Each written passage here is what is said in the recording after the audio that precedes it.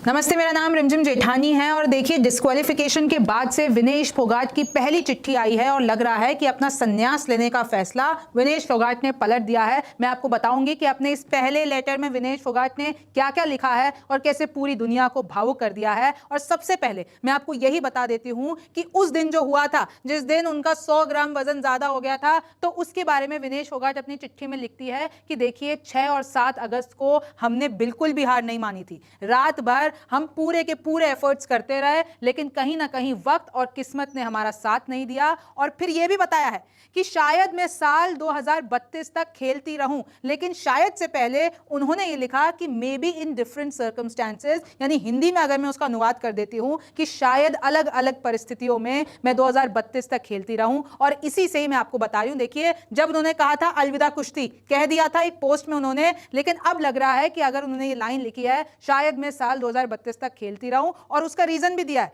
कि मेरे अंदर लड़ना और कुश्ती कभी भी नहीं जाएगी, मैं हमेशा रेसलिंग के लिए और हमेशा वो जो फाइटिंग स्पिरिट है मेरे अंदर कायम रहेगी। मुझे भविष्य का अनुमान नहीं लगा सकती मैं, मुझे नहीं पता फ्यूचर में क्या होगा, लेकिन सही जो भी चीज सही है और जिसमें मैं विश्वास करती हूं उसके लिए मैं लड़ती रहूंगी। अपनी चिट्ठी में विनेश फोगाट ने यह लिखा है। अच्छा, चिट्ठी शुरू किस तरीके से की, ये सब जो मैंने आपको बताया ये लास्ट में लिखा था, लेकिन शुरू किस तरीके से की वो कहती हैं ओलंपिक रिंग के बारे में बचपन में मुझे पता ही नहीं था। भाई मैं एक छोटी सी मासूम सी बच्ची थी, मुझे तो समझ भी नहीं आता था कि ओलंपिक रिंग होती क्या है।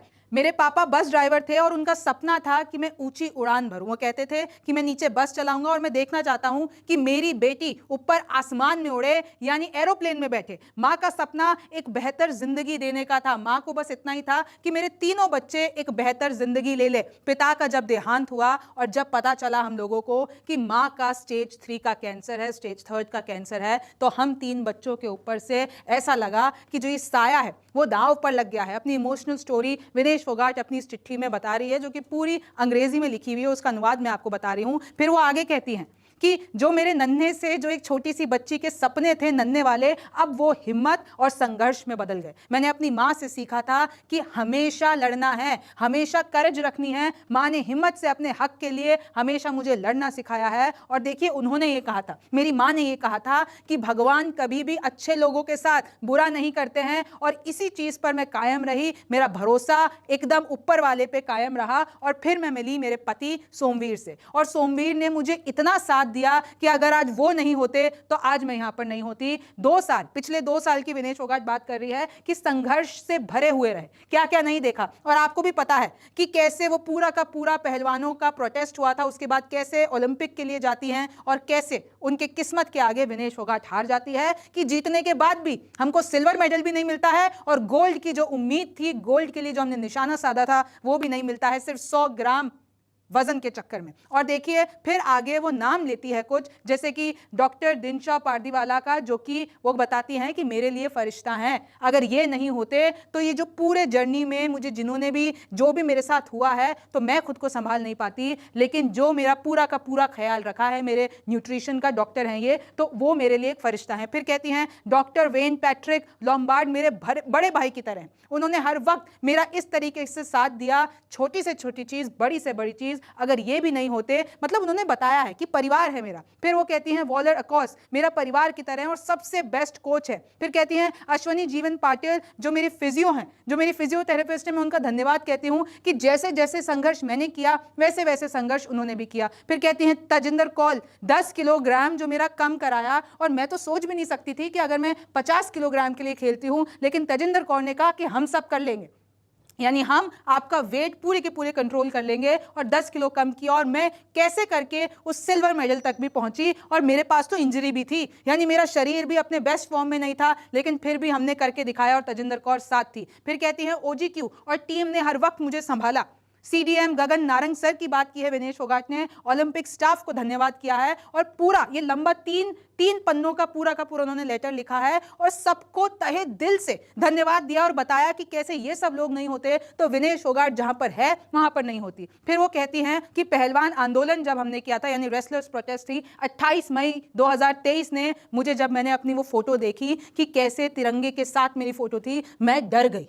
It was haunted. वो कहती हैं महिला सुरक्षा के लिए मुझे देश में जो महिला सुरक्षा है इस वक्त उसके लिए लड़ना था। तिरंगे के साथ जब मैंने अपनी फोटो देखी तो उससे मैं डर गई और मेरा सपना था कि तिरंगे को ओलंपिक में लहराना है। ये विनेश फोगाट का सपना था, लेकिन फिर उन्होंने बताया कि ये हो ना सका। और देखिए इसी तरीके से उन्होंने ये 3 पन्नों का अपने इंस्टाग्राम पे पोस्ट किया है, आप जाके पढ़ सकते हैं। और तो और मैं बता दूं, अभी कल की ही बात है जब उन्होंने एक फोटो शेयर की थी विनेश फोगाट ने, और उसमें एक बी प्राक का गाना है रब्बा वे, जो पंजाबी म्यूजिक है, लेकिन अगर उसका मैं आपको मीनिंग बताती हूं, उसका मतलब यह है कि जब मेरी बारी आई रब्बा तू तो सोता ही रह गया। और अगर आप वो गाना सुनेंगे आपको पता चलेगा कि विनेश फोगाट के मन के अंदर क्या चल रहा है और उन्होंने किस तरीके से अपनी अंदर की भावनाओं को बयां किया है। देखिए विनेश फोगाट आने वाली है भारत देश, और आपको पता है कि जो सिल्वर मेडल की उम्मीद है वो भी कहीं ना कहीं हमारी जो उम्मीद है वो एकदम, अगर हम कहें कि वो खराब हो गई है, क्योंकि जो उधर से है, जो कोर्ट से है, उसका बिल्कुल जो प्ली है वो हमारी रिजेक्ट हो गई है। अब आगे क्या होता है जब विनेश फोगाट आएंगी, और देखिए चाहे कुछ भी करिए, सोना तो विनेश फोगाट ही है। और पहली बार इस चिट्ठी के द्वारा उन्होंने बताने की कोशिश की है कि ये जो पूरा सफर है उनके लिए कैसा रहा है। आप न्यूज़ 24 देख रहे थे, अब आपका इस खबर पर क्या कहना है मुझे जरूर बताइए। मैं हूं रिमझिम जेठानी, फिर मुलाकात होगी। नमस्कार, मैं हूं मानक गुप्ता। अगर आपको हमारा ये वीडियो पसंद आया हो तो इसे लाइक और शेयर जरूर करें, और हाँ, हमें सब्सक्राइब और फॉलो करना ना भूलें ताकि आप देश और दुनिया की कोई खबर मिस ना करें। तो जुड़े रहिए हमारे साथ और देखते रहिए न्यूज़ 24।